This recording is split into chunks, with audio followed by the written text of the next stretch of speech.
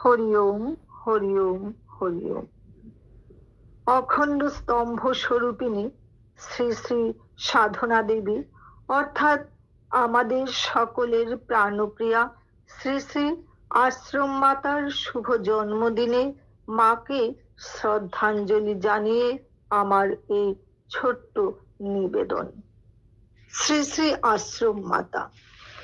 পিতা শ্রী নগেশ ব্রহ্মচারী ও মাতা কাদম্বিনী দেবীর কোলে শ্রী শ্রী বাবামণির আশীর্বাদে যিনি উদ্ভাসিত হয়েছেন এই ধরাতলে, আলোক শিখা জ্বালিয়ে যিনি হলেন আবির্ভূতা, সাধনা দেবী নামে তিনি সর্বজনে পরিচিতা।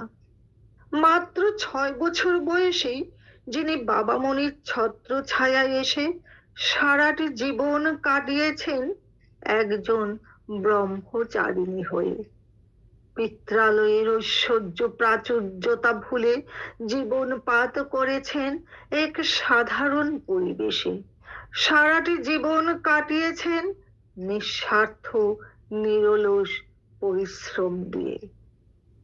সাধনা দেবীর কৃচ্ছ সাধন ব্যক্ত করেছেন স্বয়ং শ্রী শ্রী বাবামণি। কর্মের সাথে ধর্মকে চালিয়ে যিনি হলেন এক মহান ব্রহ্মচারিণী।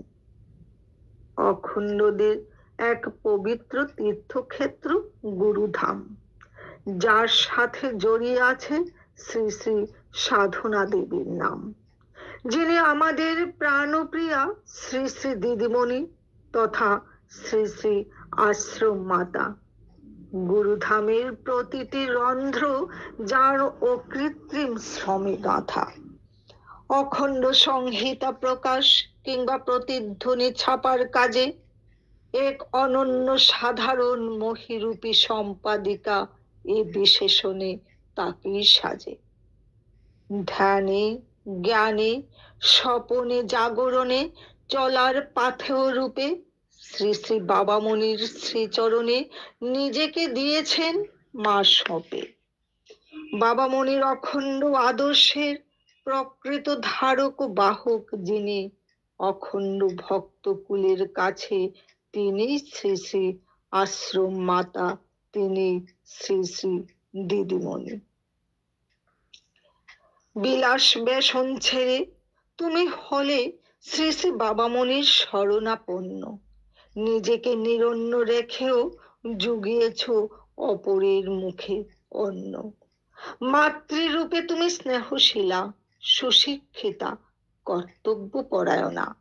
নয়নে দিব্যজ্যোতি, তুমি মা তেজস্বিনী বীরাঙ্গনা। সাহসিনী বিদুষিনী, তুমি মা জ্ঞানের অধিকারিণী।